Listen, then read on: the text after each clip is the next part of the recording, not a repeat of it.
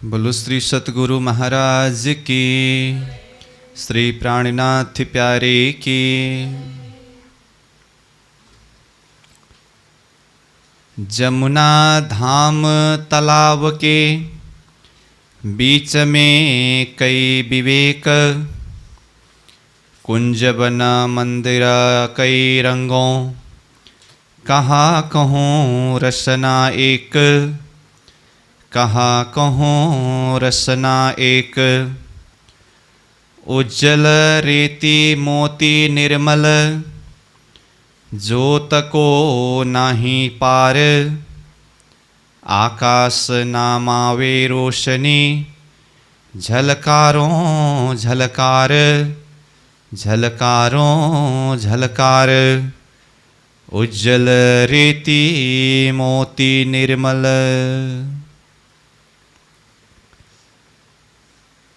अक्षरातीत पूर्ण ब्रह्म परमात्मा धामधनी श्रीराज जी की असीम अनुकंपा के द्वारा तारतम सागर दिव्य वाणी अंतर्गत परिक्रमा ग्रंथ के ऊपर हम चिंतन करते आ रहे हैं। तो अब तक हमने परिक्रमा ग्रंथ का 7वां प्रकरण का 8 नंबर चौपाई तक के भाव के ऊपर विचार किया, चिंतन किया। तो यह 7वां प्रकरण में प्रारंभ हुआ विषय पोल महल अथवा कुंज निकुंज वन का प्रसंग, जो 6ठी प्रकरण में 7 घाटों के वर्णन चिंतन कराया गया, वर्णन हुआ। 7 घाट के बाद अब विशेष बट के घाट से दक्षिण दिशा के तरफ कुंज निकुंज वन प्रारंभ हो रहा है। तो उसके साथ में पोल महल को भी सारांश रूप में वर्णन किया गया। और चलते चलते 8वें नंबर चौपाई से कुंज निकुंज वन के प्रसंग को प्रारंभ किया गया। तो यहाँ तक हम विचार कर रहे थे। तो जैसे पुनः एक बार 8वीं नंबर चौपाई को देखें तो कहा, जमुना धाम तालाब के बीच में कई विवेक, कुंज बना मंदिर कई रंगों, कहा कहूँ रसना एक। ये चौपाई के द्वारा कुंज निकुंज वन का लोकेशन बताया। जैसे कि जमुना जी, रंगमहल और हौज कौसर तालाब के बीच में यह कुंज निकुंज वन की शोभा है अथवा प्रारंभ हुआ बड़घाट के दक्षिण दिशा के तरफ से। कुंज निकुंज वन का विस्तार और उसके सारांश वर्णन पूर्व कक्षा में हम सार रूप में चिंतन कर रहे थे। फिर यहाँ प्राणनाथ जी ने कहा बीच में कई विवेक, बीच में मतलब जमुना धाम तालाब के बीच में, कुंज बना मंदिर कई रंगों, कुंज निकुंज वन का मंदिर अथवा वहाँ की शोभा कई रंगों के शोभा में सजे हुए हैं। कहाँ कहूँ रसना एक, उसको मैं एक रसना से किस तरह से शब्द में वर्णन करूँ, इस तरह से कहा। तो अब ये 8 नंबर चौपाई से ही कुंज निकुंज वन का प्रसंग प्रारंभ हुआ। तो विशेष आज का हमारा विषय 9 नंबर चौपाई से प्रारंभ हो रहा है। तो विशेष ये कुंज निकुंज वन का प्रसंग है। तो 9 नंबर चौपाई को देखिए।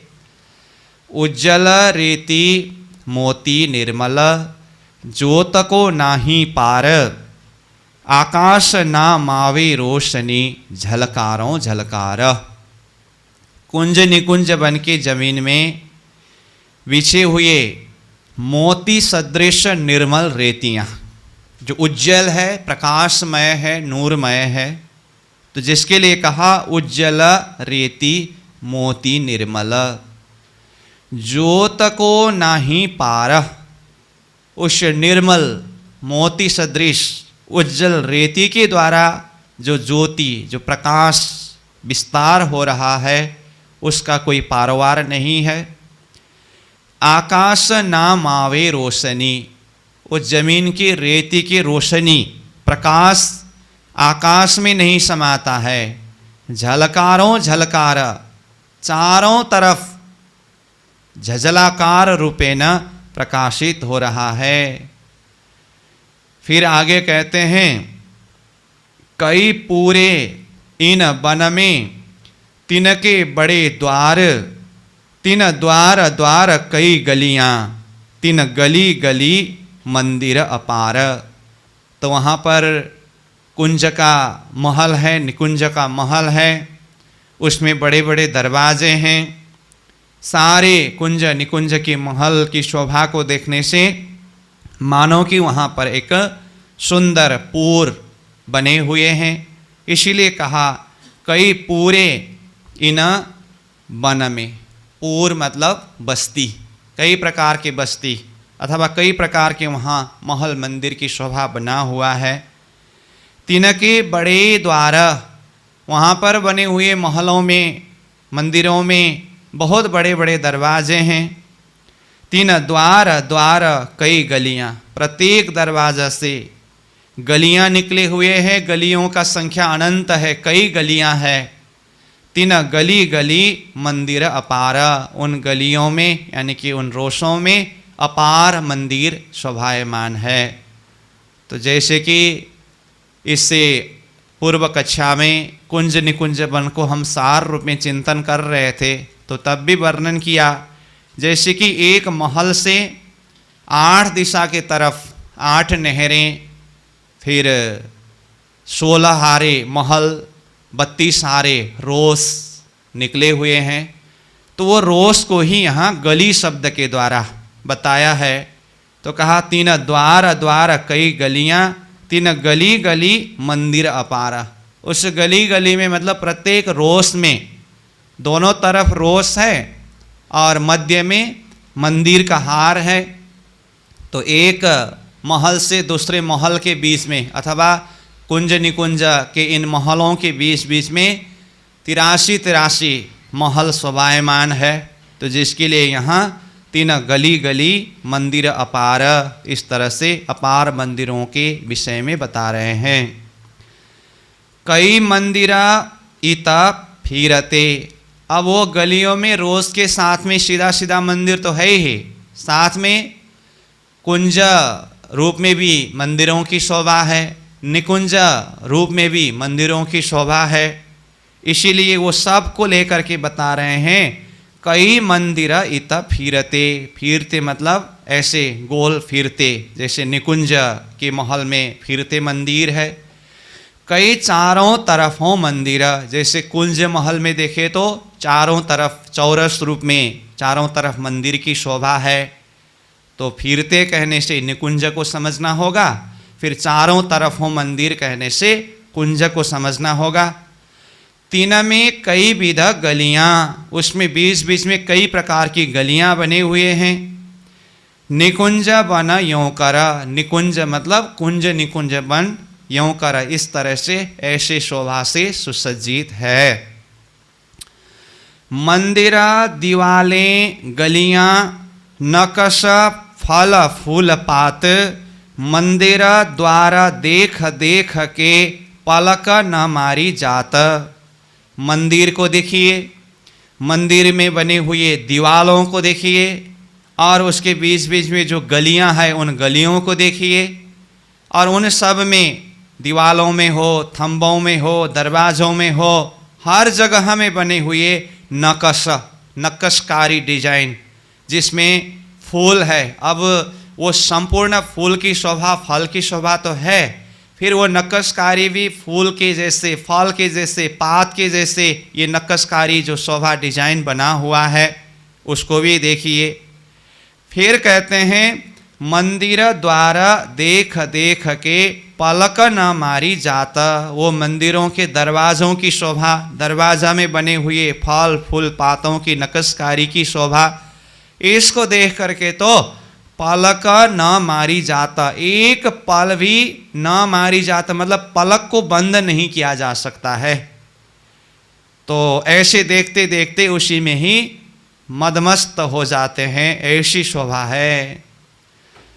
कई पूरे कई छुटक, कई गलियों बने हुनर, या गलियों या मंदिरों सब छाया बराबर। कई प्रकार के बस्ती के रूप में अनंत महल मंदिर बने हुए हैं, एक साथ में मिलकर के कई पूरों की बस्ती, घना बस्ती की तरह। कई छोटा का कहीं पर अलग अलग ऐसे महल की शोभा है। कई गलियों, कई प्रकार की गलियां हैं, बने हुनर, तो अनंत शोभा लिए हुए, ये सारी लहरों की तरह शोभा लिए हुए। हुनर कहने से प्रकार अर्थ भी पहले भी आया था ये शब्द, तो कई प्रकार के ये गलियां ऐसे बने हुए हैं। या गलियों या मंदिरों, या तो वहाँ की गलियों की शोभा को देखिए, या मंदिरों यानी कि अलग अलग मंदिरों की शोभा देखिए। सब छाया बराबर, अब इसमें भी सब में बराबर छाया, मतलब ऊपर भौम के पड़ने से नीचे जमीन में छाया की शोभा है, और मंदिर और गलियों की शोभा देखे तो ऐसे ही शोभा में सुसज्जित है। इना बना बहुत का बेलियां शोभा अति सुंदर। इस वन में, यह कुंज निकुंज वन में बहुत प्रकार की बेलियां, लताएं शोभा सुंदरता से अत्यंत शोभा को सजाए हुए सुंदर रूप से सुशोभित है। जैसे कि हम बार बार चिंतन करते आ रहे हैं, चर्चा करते आ रहे हैं, कुंज निकुंज वन में जो कुछ भी शोभा सुंदरता है अथवा जो कुछ भी बनक है वो सारा फूलों के होने से, वहाँ बेलियां हैं, लताएं हैं, तो इसीलिए यहाँ कहा इन वन बहुत का बेलियां शोभा अति सुंदर। फल फूल पात कई रंगों, उन बेलियों में कई प्रकार के फल है, कई प्रकार के फूल है, कई पात है, अनंत रंग है जिसमें, या बाहर या अंदर। या तो मंदिर के बाहर की तरफ की शोभा को देखिए, या तो मंदिर के भीतर यानी अंदर की शोभा को देखिए, सब तरफ ऐसी ही शोभा सुशोभित है। फिर कहते हैं कई छलकत जल चेह बच्चे करत झिलना जाए, अतंत खूबी इन बन की क्यों कहूँ इन जुआए। कई छलकत जल चेह बच्चे, अब वहाँ पर जितने भी चेह बच्चे कुंड है ना, चौरस कुंड कुंज में, गोल कुंड निकुंज में, और भी वो कुंड की शोभा है, तो उन कुंडों में यानी कि चेह बच्चों में जल छलकता है। अब जल आता है जाता है तो वो जल उसमें कुंड में चेह बच्चों में जल छछलाकार होता है, छलकता है। करत झिलना जाए, उन कुंडों में जाकर के सखियां झिलना करते हैं, तो जहाँ जहाँ भी जल की शोभा है वहाँ पर जाकर के जल क्रीड़ा करते हैं, झिलना करते हैं। ऐसी बात नहीं कि झिलना की लीला अथवा जल क्रीड़ा लीला सिर्फ जमुना जी में पाट घाट में ही होती है, ऐसा नहीं है। जहाँ कहीं भी जलों की शोभा कुंड के रूप में, तालाब के रूप में सुशोभित है, उन स्थानों में जाते समय उन स्थानों में भी झिलना अथवा जल क्रीड़ा की लीला होती है। तो ये कुंज निकुंज बन के चेह बच्चा जल कुंड में भी कई तरह से जल क्रीड़ा करते हैं, तो कहा करत झिलना जाए, वहाँ जाकर के जल क्रीड़ा झिलना की लीला करते हैं। अतंत खूबी इन बन की, इन बन मतलब यह कुंज निकुंज बन की अत्यंत खूबी शोभा सजे हुए हैं, सुशोभित हैं। क्यों कहूँ इन जुआएं, इन जुआएं मतलब यह स्वप्निक देह के जुआन से, इन शब्द से मैं उस शोभा को किस तरह से वर्णन करूं। फूल पात जो कोमल रगा तिन में कोई नाही, तिन के सेज चबूतरे कई बने जो मोहलों माही। फूल पात इतना कोमल है। अब परम धाम की हर वस्तु की विशेषता में से कोमलता यानी कि नरमाई, हर वस्तु में नरमाई है, हर वस्तु में कोमलता है, ये तो है ही। उसके ऊपर भी यह कुंज निकुंज बन के जो फूलों में पात में इतना कोमलता है कि कहाँ रगा तिन में कोई नहीं। रगा मतलब वो पात में फूल में उसका जो नस नस होता है ना रगा, वो उसमें नहीं है ऐसा प्रतीत होता है। वो रगा होने से उसको थोड़ा सा कड़ा जो कड़कपन रहता है फूल में, पात में, वो रगा के कारण वो फूल से, वो पात से वो रगा को यानी कि वो नस को, रेशा को अगर निकाल दिया जाए तो वो कितना मुलायम होता है, कितना नरम होता है। मानो कि ये कुंज निकुंज बन के फूल में, पात में रगा ही नहीं है, मतलब वो रेशा नस ही नहीं है, इतना कोमल है, इतना नरमाई है। तीन के सेज चबूतरे, तीन के ऐसे नरम फूलों के ही वहाँ पर सेज्या बना हुआ है, चबूतरा महल मंदिर जो भी यही शोभा से सुशोभित है। कई बने जो महलों माही, महलों में ऐसी शोभा बने हुए है, तो सब तरफ नरमाई है, ये विशेषता को बता रहे हैं। ईता कई रंगा जवेरन के, तीना कई रंगों कई नूर, ये मिसाल इनकी आकाश नमाए जहूर। इत कई रंग जवेरन के, वहाँ पर जितने भी जबरात जड़े हुए हैं उन सब में कई रंग है। तीन कई रंगों कई नूरा, जो अलग अलग रंगों में, एक एक रंग में अनंत नूर, अनंत प्रकाश है, ऐसा ही हर रंग में, हर नंग में है। ये मिसाल इनकी, उसकी जो बनक है, शोभा है, उसकी सुंदरता है, और उसके द्वारा निकले हुए नूर की किरणें जो प्रकाश है, आकाश न माए जहूरा, वो जहूर मतलब उसकी प्रकाश आसमान में नहीं समाता है। कई बन स्याह सुपेत है, कई बन है नीले, कई बन लाल गुलाल है, कई बन है पीले। अब ये कुंज निकुंज वन में बनों की शोभा, कई बन स्याह मतलब श्याम रंग का, काले रंग का वन भी है। सुपेत मतलब सफ़ेद रंग का वन वृक्ष भी है वहाँ पर। कई वन है नीले, कई वन तो नीले यानी कि हरा रंग का है। कई वन लाल गुलाल है, कई लाल रंग का है, कई गुलाबी रंग का है। कई वन है पीले, कई पीले रंग का वन अथवा वृक्ष, पात, फल, फूल ये सब अलग अलग रंग के है। कई वन है एक रंग के, कई एक एक में रंग दस, इन विध कई अनेक है, कई जुदे जुदे रंगों कई रस। कई वन है एक रंग के, कई वन तो पूरा वन ही एक ही रंग के हैं, सब तरफ जिधर देखे उधर एक ही रंग दिखाई देता है। कई एक एक में कई दस, कहीं तो एक ही वन में, एक ही वृक्ष में अथवा एक ही पात में देखिए, चाहे तो एक ही फूल में देखिए, उसमें अलग अलग रंग है, मानो कि एक ही में 10-10 रंग है, ऐसा दर्शन होता है अथवा ऐसी शोभा है। इन विध कई अनेक है, इस प्रकार से अनेकों प्रकार के वनों की शोभा है जिसमें अनेकों रंग है। कई जुदे जुदे रंगों कई रस, कई अलग अलग प्रकार के रंग है, उसमें अलग अलग प्रकार के रस है, सब आनंद को प्रदान करने वाले हैं। फल फूल छाया पात की, खुशबुए जिमी और वन, आकाश भरियो नूर सो, किया रेत बन रोशन। फल को देखिए, फूल को देखिए, पात को देखिए, उसके द्वारा बना हुआ छाया को देखिए, खुशबुए जिमी और वन, चाहे जमीन में देखिए चाहे वनों के देखिए, सब तरफ खुशबू यानी कि सुगंध भरपूर है, हर एक वस्तु में सुगंध है, खुशबू है।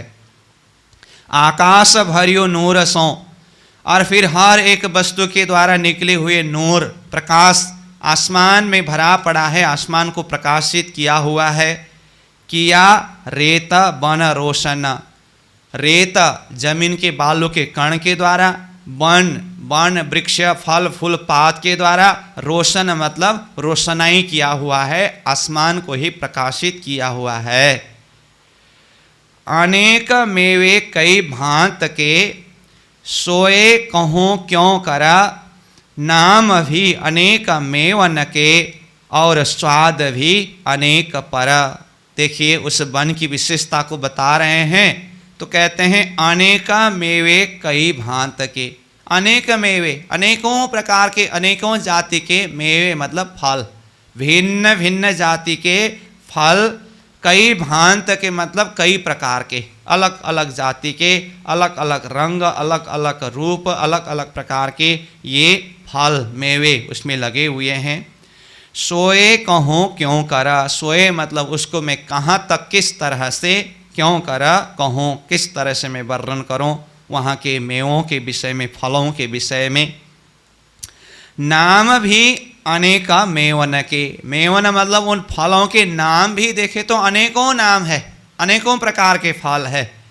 और स्वाद भी अनेक पर, और उनके स्वाद भी देखे तो एक ही जाति के फल में अलग अलग प्रकार के स्वाद है, और ऐसे अनेकों जाति के फल है तो सबका अलग अलग स्वाद है, तो स्वाद भी अनेकों प्रकार के अलग अलग स्वाद हुए। कई मीठे मीठे मिठरड़े, कई फरसे फरसे मुख पर, कई तीखे तीखे तिखरड़े, कई खटे खटे खटुवरा। ये अलग अलग जाति के मेवे यानी कि फलों के अलग अलग प्रकार के स्वाद को इस तरह से प्राणनाथ जी चिंतन करा रहे हैं, वर्णन कर रहे हैं। तो कहते हैं कोई तो मीठे हैं, और फिर मीठे शब्द आया, फिर मीठरड़े शब्द आया, मतलब कोई थोड़ा सा मीठा और दूसरा उससे भी और अधिक मीठा और उससे भी अधिक मीठा। वो मीठा मीठा में भी अलग अलग प्रकार के दर्जा होते हैं ना, अलग अलग स्वाद होते हैं। वो मीठा के अंदर भी अब अलग अलग स्वाद है, तो उसमें मीठे मीठे मिठरड़े इस तरह से कहा। फिर कहते हैं कई फरसे फरसे मुख पर, फरसे मतलब फीके रंग है, कोई थोड़ा थोड़ा फीका है, कोई उससे भी और ज़्यादा फीके रंग फरसे रंग है, मुख में ऐसा स्वाद महसूस होता है, अनुभव होता है। कई तीखे तीखे तिखरड़े, कोई तो तीखे स्वाद का है, उससे भी और तीखे, और दूसरा उससे भी और तीखे है। तो ये भिन्न भिन्न स्वाद को इस तरह से शब्द के द्वारा बता रहे हैं।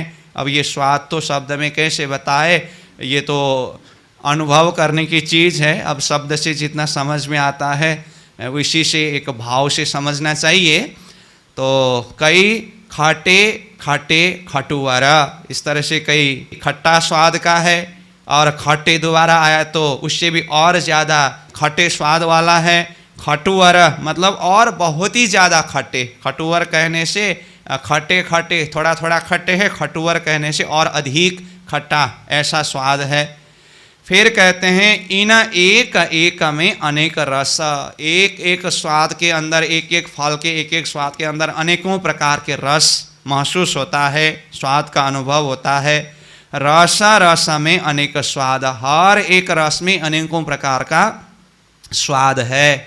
तो यहाँ संसार में तो रस अथवा स्वाद के विषय में जब बात होती है तो षट रस कहते हैं ना, षट रस। तो हमारे जो सेवा पूजा में भी षट रस व्यंजन साजे करके ऐसा शब्द आता है। तो 6 प्रकार का रस जिसे षट रस कहते हैं। परम धाम में तो ऐसे अनंत रस है, उसका कोई हिसाब ही नहीं है, उसका कोई पारवार ही नहीं है। कुछ रसों का, कुछ स्वादों का यहाँ पर प्राणनाथ जी शब्द के द्वारा वर्णन कर रहे हैं। ऐसे अनेकों स्वाद है, अनेकों रस है। तो कहा इन एक एक में अनेक रस, रस रस में अनेक स्वाद, इन विधा मेवे अनेक रस। इस तरह से वहाँ के फलों में अनेकों रस है, अनेकों स्वाद है। सो कहालों वर्णों आद, आद यानी कि आरंभ, शुरुआत से ही मैं कहाँ से वर्णन प्रारंभ करूं और कहाँ तक वर्णन करूं, इसका तो कोई पारवार है ही नहीं। कई मेवे है जिमी में, कोई तो जमीन में फलने वाले फल है, होता है ना, कोई जमीन में फलते हैं, कोई पेड़ में फलते हैं, कोई तो जमीन के अंदर भी फलते हैं। जैसे यहाँ भी कंदमूल बोलते हैं ना, जमीन के अंदर जो होता है, और कोई जमीन के ऊपर होता है, कोई पेड़ में, कोई बेलियों में, ऐसे अलग अलग प्रकार के फल अलग अलग स्थानों में फलते हैं। तो यहाँ कहा कई मेवे है जिमी में, कई बेलियों दरखत, कई फल बेलियों में लगे हुए होते हैं, और दरखत मतलब कई मेवे यानी कि कई फल दरखत वृक्ष में, पेड़ में लगे हुए होते हैं। कई मेवे फल की खलड़ी, कई रस बीज में उपजता, कई मेवे कई प्रकार के जो मेवा है, फल की खलड़ी, खलड़ी कहने से वो छिलका, तो वो छिलका में मतलब किसी फल का वो छिलका का स्वाद अब छिलका के द्वारा भी विस्तार होता है। कई रस बीज में उपजत, कई फलों का रस वो बीज में जो रस उत्पन्न होता है, अलग अलग प्रकार के हैं ये सब।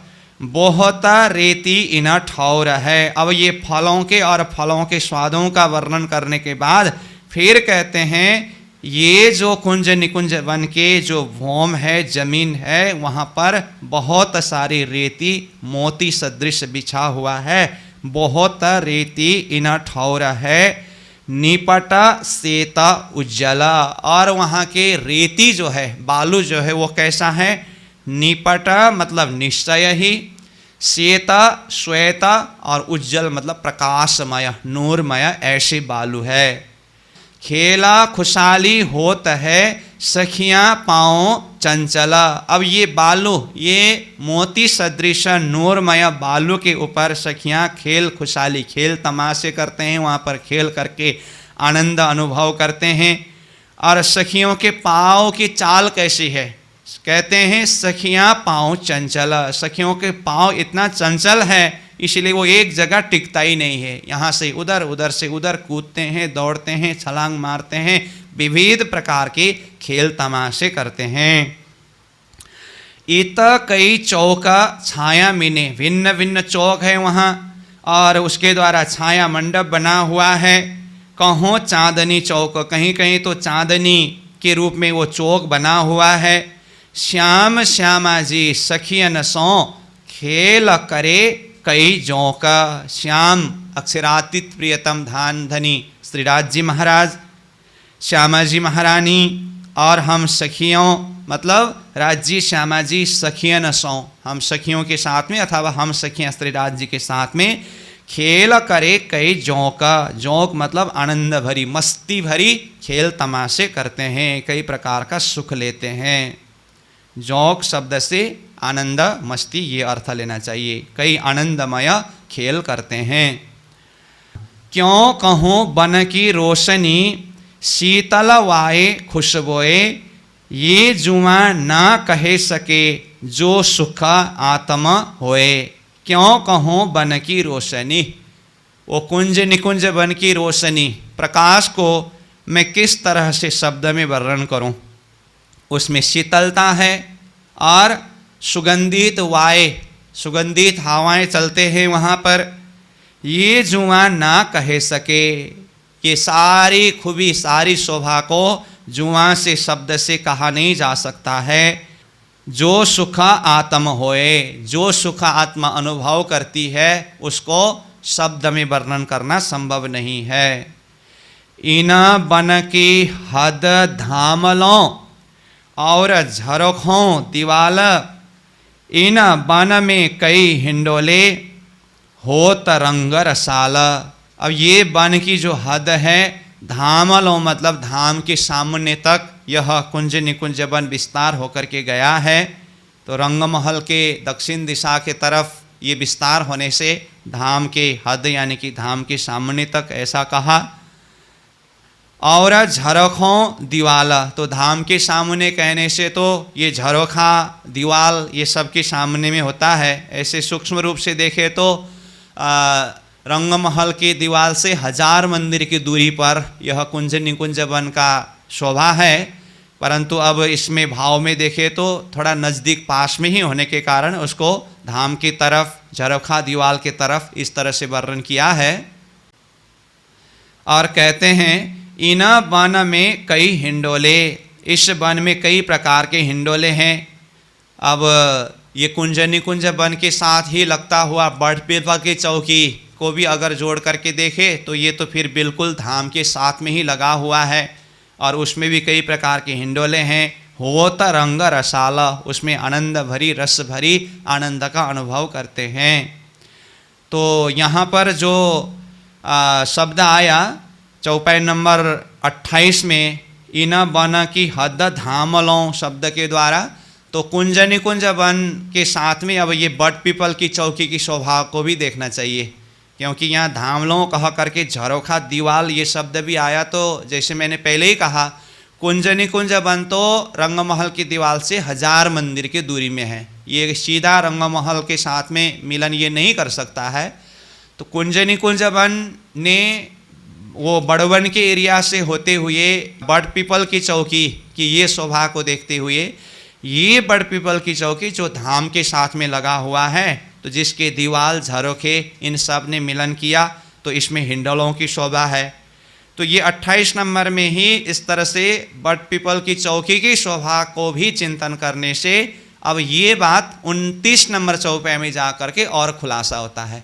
तो प्रसंग तो चल रहा है कुंज निकुंज वन का, वहाँ का चिंतन कराते हुए फिर बड़ पीपल की चौकी की तरफ चिंतन करा रहे हैं। तो 29 नंबर चौपाई को देखिए तो और खुलासा होगा। तो कहाँ चौका चार ऊपरा ऊपरा बट पीपल बखाना, इस तरह से कहा ना।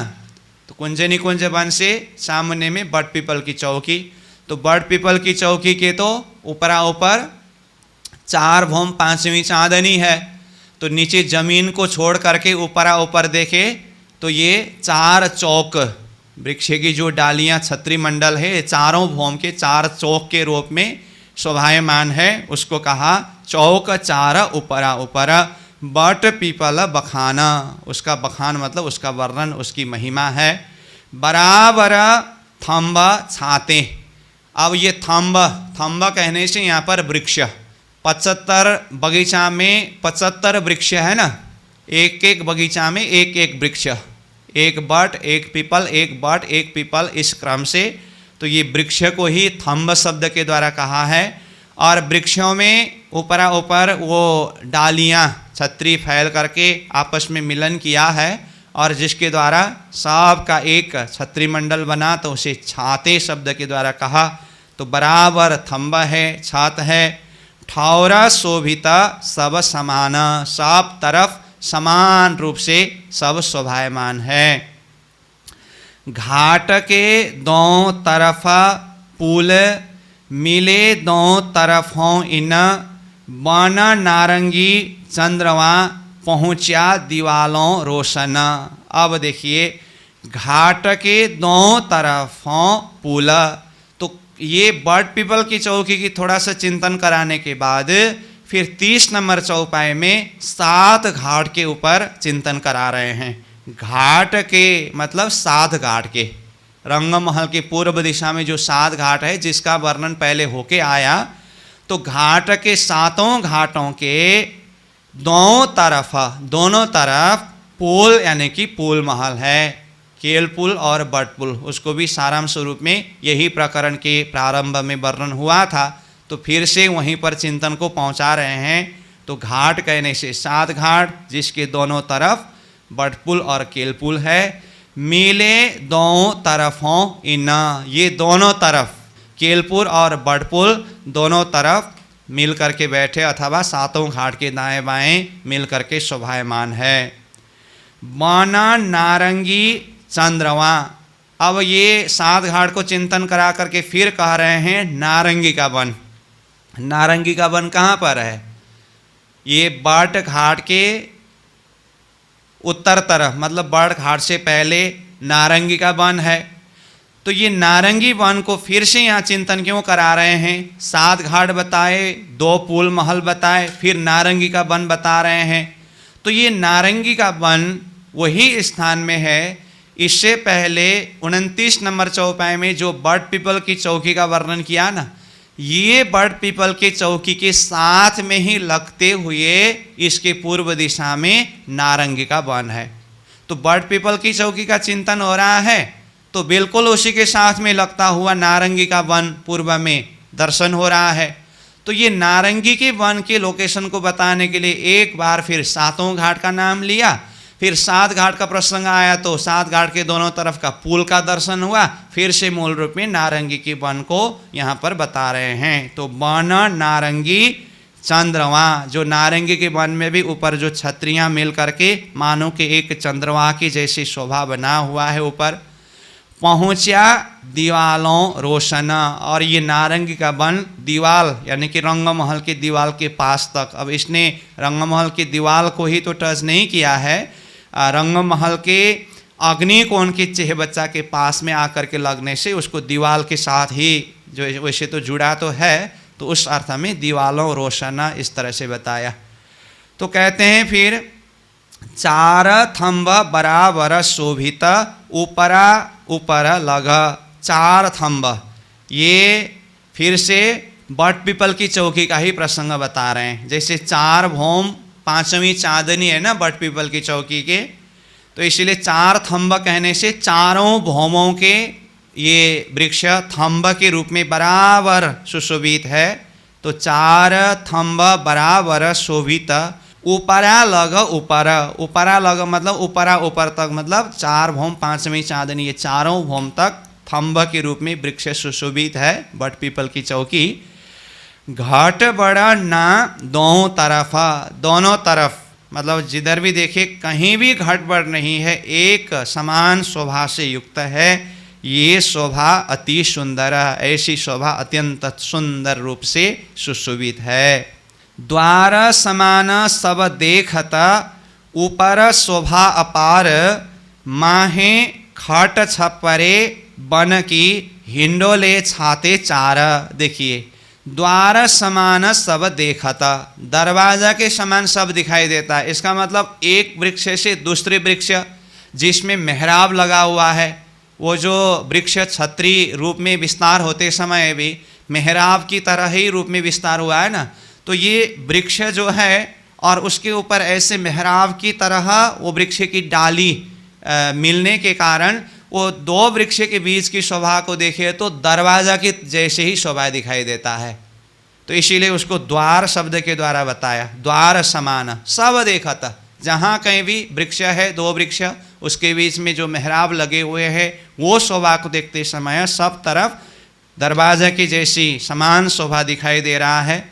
ऊपर शोभा अपारा, ऊपरा ऊपर की ये चार भौम पांचवी चांदनी तक के ही ऊपरा ऊपर की सारी शोभा अपरंपार है, जिसका कोई पारवार ही नहीं है।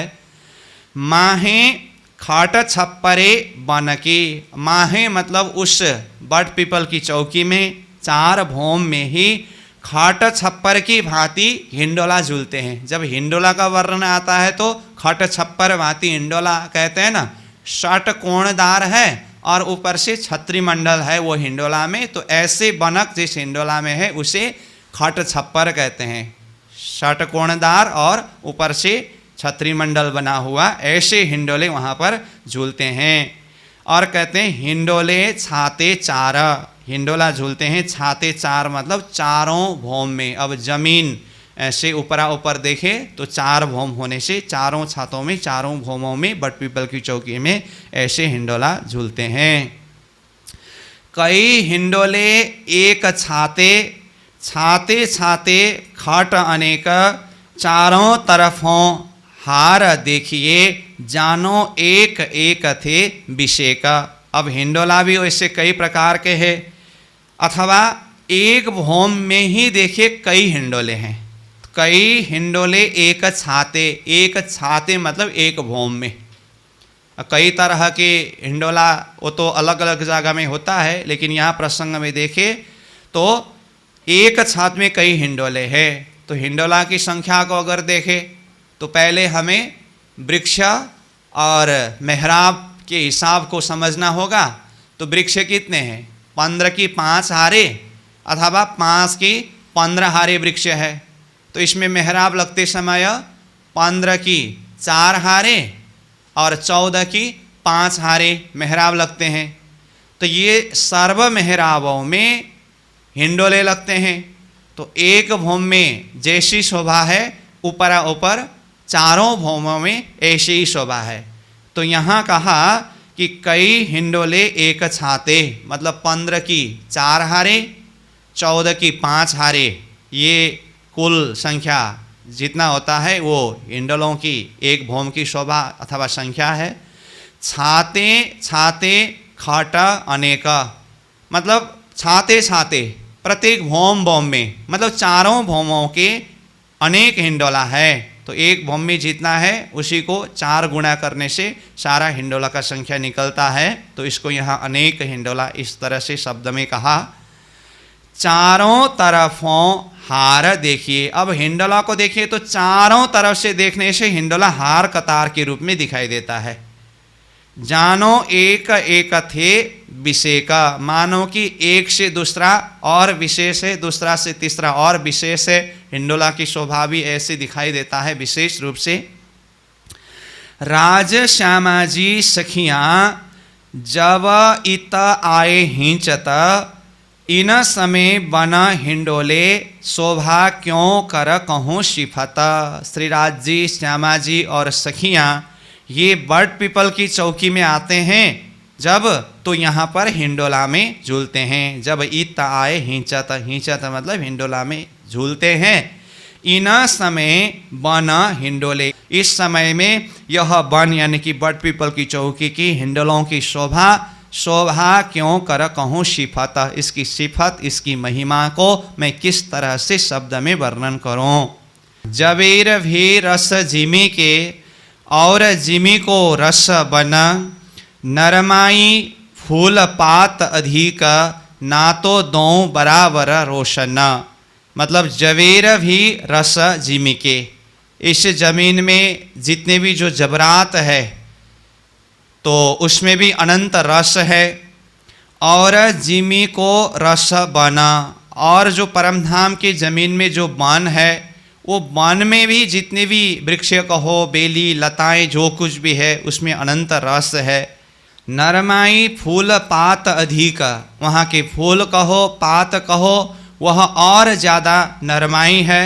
ना तो दो बराबर रोशन, फूलों में पातों में सब में ये रोशनाई यानी कि प्रकाश बराबर है।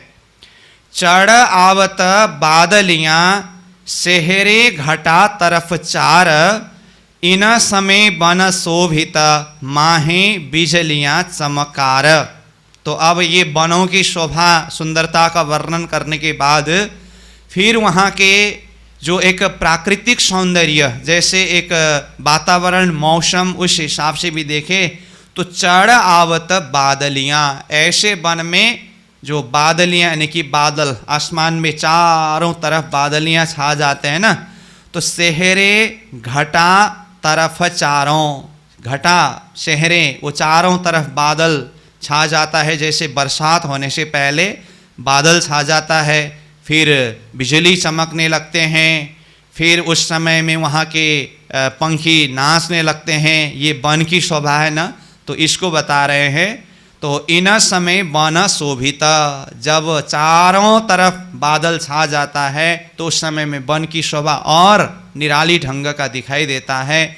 माहे बिजलियाँ चमकता, फिर उसी बीच में बिजलियाँ मतलब बिजली चमकता है। बादल लगने के बाद तो फिर बिजली चमकता ही है।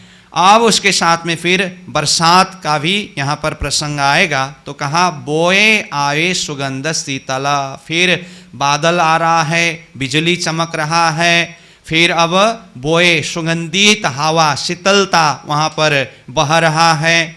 उछरंग होता मलार, फिर मलार यानी कि बरसात, मलार शब्द का अर्थ बरसात है, तो आनंद भरी बरसात वहाँ पर होता है। गाजता गंभीरा मिठड़ा, अब ऐसे अवस्था में फिर वो आसमान गरजता है ना, गंभीर रूप से मीठी आवाज़ में वो आसमान गरजता है, आवाज़ करता है। इना समय सोहे श्रृंगार, उस समय में सोहे श्रृंगार, सोहे मतलब सुशोभित हो रहा है, श्रृंगार मतलब ये वन का श्रृंगार, ये बादल चारों तरफ फैलना, बिजली चमकना, बारिश होना, आसमान का गर्जनाहट आवाज़ आना, ये सारी जो शोभा है ये वन का श्रृंगार की शोभा है। तो ये बता रहे हैं, तो ये तो वन का श्रृंगार है, वन की शोभा है। ऐसे मौसम में अब वहाँ के पंखीगण किस तरह से कलोल करते हैं, आवाज़ लगाते हैं, इधर से उधर चहल पहल करते हैं, नाचते हैं। वो पंखी की अब विचित्र प्रकार की लीला 38 नंबर चौपाई में ये बता रहे हैं। तो कहते हैं हंस, चकोर, मैना, कोयली करे वन में टहुकार। ये जो प्रकृति की जो एक वातावरण बता रहे हैं, ऐसी अवस्था में, ऐसे मौसम में हंस, चकोर, मैना, कोयली, ये सब परमधाम के अलग अलग जाति के पंखी है। और कहते हैं करे वन में टहुकार, वन में आवाज लगा रहे हैं, अपनी अपनी प्रकार के भाषा में आवाज उच्चारण कर रहे हैं। और भी पंखियों का नाम बता रहे हैं यहाँ, बोले बपैया, बावी, दादुर, करे, तिमरा, भमरा, गुंजारा, ये सब अलग अलग जाति के पंखियों का नाम है। तो ये सब गुंजार मतलब गुंजयमान आवाज लगा रहे हैं, अपनी अपनी भाषा में अपनी अपनी प्रकार की आवाज में सब मदमस्त है। फिर कहते हैं हिंडोले हजार बारे, श्याम श्यामाजी हिंचत, अखंड सुख धनी धाम बिना, कौन देवे इन समय इत। अब ऐसे मौसम में फिर राजी श्यामाजी सखियां सब 12,000 मिल करके वहां पर हिंडोला में झूलते हैं। तो बट पीपल की चौकी की हिंडोला का प्रसंग चल रहा है। तो चाहे बट पीपल की चौकी में हो, चाहे अन्य भी कई जगह में हिंडोला है, तो उन सब तरफ ऐसे मौसम में ऐसे वातावरण में राजी श्यामाजी सखियां सब मिल कर के झूलते हैं, हिंचते हैं। अखंड सुख, ऐसे अखंड सुख को धनी धाम बिना, धाम के धनी प्रियतम श्री राज जी के बिना, कौन देवे इन समय इत, इस समय में ऐसे मौसम ऐसे वातावरण में हमें कौन इस तरह का सुख देंगे। तो इत सुख देने की बात देखे तो परम धाम में उसी समय में वहाँ उपस्थित करा करके सुख देना। और अभी जागने के ब्रह्मांड से अगर देखें तो उस सुख को वाणी के माध्यम से चिंतन करा करके यहाँ जागने के ब्रह्मांड में ही हमें वो सुख प्रियतम धाम धन के अलावा बाकी दूसरे कौन देंगे। तो परम धाम में तो जिस सुख का प्रत्यक्ष अनुभव किया, उसी सुख को जागने के ब्रह्मांड में वाणी के द्वारा वर्णन करके चिंतन करा करके आनंद प्रदान किया है। तो ये भी धनी के बिना हमें दूसरा कोई नहीं दे सकते, इस भाव से देखना होगा। अब यहाँ तक ये बट पीपल की चौकी की प्रसंग के ऊपर और यहाँ के हिंडोले, यहाँ के जो भी लीला के ऊपर चिंतन कराए। अब फिर 40 नंबर चौपाई में देखिए, कहते हैं ये निकुंज बना सब लेके जाए पहुँचा ताल। अब फिर यहाँ से चिंतन को, दृष्टि को वापस कुंज निकुंज वन की तरफ ले जा रहे हैं और कुंज निकुंज वन की सारी शोभाओं को देखते हुए जाए पहुँचा ताल, मतलब ये सारी शोभा, ये वन की शोभा ताल यानी कि हौज कौसर ताल तक पहुँचा हुआ है। ये निकुंज वन सब लेके जाए पहुँचा ताल, जमुना धाम के बीच में ये वन है इन हाल। जमुना जी और धाम के बीच में यह वन इन हाल, मतलब इस तरह की शोभा में सुशोभित है। अब फिर जमुना और धाम के बीच कहने से कुंज निकुंज वन जहाँ पर प्रारंभ हुआ है उस जगह को ही लें तो जमुना जी और धाम के बीच में ही आता है। तो वैसे तो फिर सीधा देखते समय तो जमुना जी और धाम का बीच में तो 7 घाट की बात है, परंतु जब ये कुंज निकुंज वन का प्रसंग ही प्रारंभ हुआ था ना, तो तब भी जमुना और ये धाम और तालाब 3 निशानी बताया था। तो उस हिसाब से भी देखें तो जमुना जी और ये धाम रंगमहल के बीच में जो बट पीपल की चौकी पूरा होकर के जहाँ से कुंज निकुंज वन प्रारंभ हुआ वो 1000 मंदिर की चौड़ाई की जगह, तो उस जगह को लेकर के चिंतन करें तो जमुना धाम के बीच में ये वन, मतलब ये कुंज निकुंज वन इस तरह के शोभा में सुशोभित है। जीता बहुता रेती मोती पतले, गड़त घूटन लो पाए, इत सवे मील सखियाँ रवद गुलाटे खाए। जीता, जीता मतलब जिस कुंज निकुंज वन के चौगान है, चौक है, वहाँ पर बहुत रेती मोती पतले, मोती सदृश पतले पतले बहुत ज़्यादा बालू यानी कि रेती वह कुंज निकुंज वन के चौगान में अथवा चौकों में भरा हुआ है।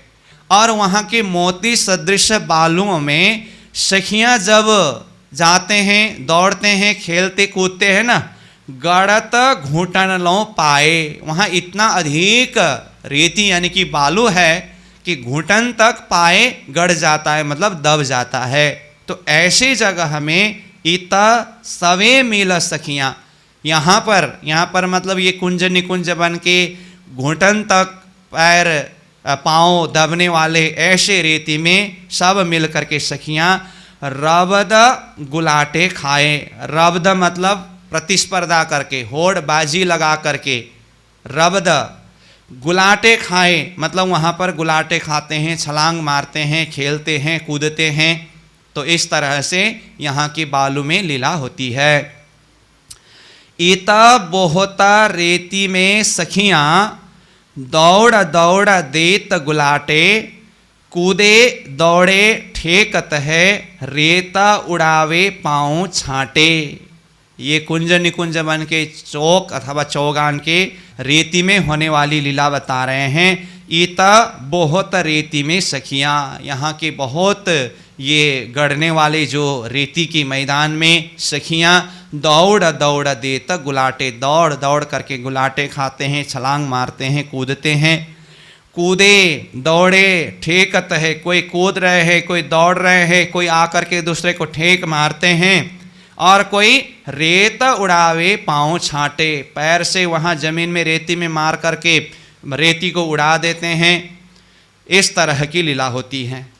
फिर कहते हैं कबो दौड़त राज सखियाँ, सवे मिल के जेती, हाँसी करत जमुना तट, जेता बहुत गड़त पाँव रेती।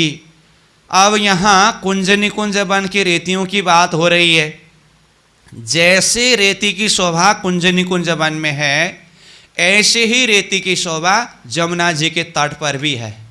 जमुना जी के तट मतलब रंग महल से जमुना जी की तरफ जाते समय पाल से आगे जमुना जी की तरफ वो जल्दीश का रोस के नाम से जो जमुना जी का तट है ना, वो जमुना जी के तट जो 250 मंदिर की चौड़ाई में है, ये जमुना जी के तट में भी पूरा रेती भरा पड़ा है। तो यहाँ की रेती में भी जिस तरह से कुंज निकुंज वन में घुटन तक पाँव दब जाता है, ये जमुना जी के तट के रेती में भी घुटन तक पाँव दब जाता है, वो एक ही समान है। तो सखियाँ कभी तो वहाँ कुंज निकुंज वन से दौड़ते हुए, छलांग मारते हुए, खेल तमाशे करते हुए यहाँ जमुना जी के तट तक दौड़ते कूदते आते हैं। कभी यहाँ जमुना जी के तट से दौड़ते कूदते छलांग मारते विविध प्रकार की लीलाएं करते हुए कुंज निकुंज वन की तरफ वहाँ तक दौड़ते हैं, कूदते हैं। तो ये सारे प्रसंगों को यहाँ बता रहे हैं। कबो दौड़त राज सखियाँ, सवे मिल के जेती। कभी तो राजी, श्यामा जी, सखियाँ सब मिल करके, आपस में मिल करके सब दौड़ते हैं। और जितने भी जेती मतलब जितने भी सखियाँ हैं और अपने अपने पास में जितने भी बल है ताकत लगा करके वहाँ दौड़ते हैं, खेलते कूदते हैं। और ऐसी खेल तमाशा में हाँसी करते हुए, बिल्कुल आनंदित प्रमोदित होते हुए खेलते हैं, दौड़ते हैं। जमुना तट तक आते हैं, मतलब जमुना के तट में भी ऐसे ही शोभा है, तो वहाँ पर भी ऐसी लीला होती है। जीता बहुत गड़त पाँव रेती। जीता मतलब जहाँ जमुना जी के तट वो जल रोष में भी बहुत पाँव गड़ने वाला, जैसे कुंज निकुंज वन में घुटन तक पाँव गड़ने वाला करके वर्णन किया, तो यहाँ पर भी जीता मतलब ये जमुना जी के तट में बहुत पाँव गड़त रेती, पाँव गड़ने वाले बहुत रेती वहाँ है। इसमें अनेक प्रकार की ऐसी रामत करते हैं। अनेका रामत रेतीये में, ऐसे रेती पालों में अनेक प्रकार की रामत, अनेक प्रकार की खेल तमाशे करते हैं। बहुविधा इन ठौर होता, बहुत प्रकार की खेल तमाशे रामत इस ठौर, इस स्थान में, ये रेतीली मैदान में होता है। ये वन श्यामा जी का। अब कहो तो ये जमुना जी के तट के रेती के एरिया की बात हो और कुंज निकुंज वन का प्रसंग चल रहा है, इसलिए ये वन कहने से ये कुंज निकुंज वन, वहाँ की चौक, वहाँ की जो भी स्थान है लीला करने की, ये श्यामा जी को, अक्षरातीत धामधनी श्रीराज जी श्यामा जी को, और हम सखियाँ तो है ही, है हाँसी को उद्योता। ये हाँसी यानी कि प्रसन्नता कराने वाले, आनंद प्रदान करने वाले और उद्योत सबके हृदय को आनंदित, ये प्रसन्नता हृदय को प्रकाशित कराने वाले स्थान है। कहों कहों सखियाँ ठेकत, माहे रेती रबद कर, पीछे हंस हंस ताली दे के, पड़त एक दूजी पर। अब ये रेती में कैसी कैसी लीलाएं होती है देखिए। कहों कहों सखियाँ ठेकत, कभी कभी सखियाँ एक आपस में अब मिल करके, एक सखी ऐसे चलते बैठते रहते हैं, दूसरे सखी आकर के उसको ठेक मार देते हैं। माहे रेती रवद कर, और रब्द कर मतलब प्रतिस्पर्धा, होड़ बाजी लगा करके ये ठेक मारने की लीला करते हैं। पीछे हंस हंस ताली दे के, पड़त एक दूजी पर, बाद में फिर सब हंस हंस करके ताली देते हुए हंसते हैं। मतलब अब ये रब्द है ना, मतलब प्रतिस्पर्धा है, तो किसने कहाँ तक छलांग मार सका, कि किसका जीत हुआ, तो जिसका जीत हुआ तो वो तो फिर हंसेंगे ही, और हारने वाला के ऊपर भी हंसेंगे। जैसे थोड़ा सा ही छलांग मार पाया तो फिर उसके ऊपर तो मजाक उड़ा करके हंसेंगे। अब यहाँ तो ऐसी लीला हो रही है। रास ग्रंथ में भी ऐसी अनेक प्रकार की लीला है, तो प्रतिस्पर्धा में, कंपटीशन में लीला होती है, तो वहाँ पर भी ऐसे ही हास्य की प्रसंग आ जाता है, क्योंकि परम धाम के ही ये सागरमय लीला के जो अंश रूप है, वो रासमंडल में अक्षर ब्रह्म को परम धाम की लीला शुद्धि दिलाने के लिए हुई है। तो वहाँ पर भी कुछ लीला प्रसंग जो प्राणनाथ जी ने रास ग्रंथ में वर्णन किया है। तो यहाँ सखियाँ सब मस्ती में हंसते हैं, आनंदित होते हैं। तो इस तरह से यहाँ बता रहे हैं। तो कहा एक छत्री सब बन की, फिर वो कुंज निकुंज बन की शोभा को वर्णन कर रहे हैं। एक छत्री मंडल चारों तरफ शोभायमान है। भांत चंद्रमा जे, ऊपर सब के ऊपर एक चंद्रमा की तरह छत्री मंडल बनाया हुआ शोभा है। फेर फेर उमंग होता है, उसको बार बार देखने से, चिंतन करने से हृदय में उमंग, आनंद, हर्ष, प्रसन्नता प्राप्त होता है, उमड़ आता है। ठौर छोड़ी न जाए, ये इस ठौर को, इस स्थान को छोड़ करके जा ही नहीं सकता है। मतलब चित्तवृत्ति इसी में डूबे रहते हैं, इसी को चिंतन करते रहे, इसी में डूबे रहे, ऐसा महसूस होता है, इसको छोड़ ही नहीं सकते हैं।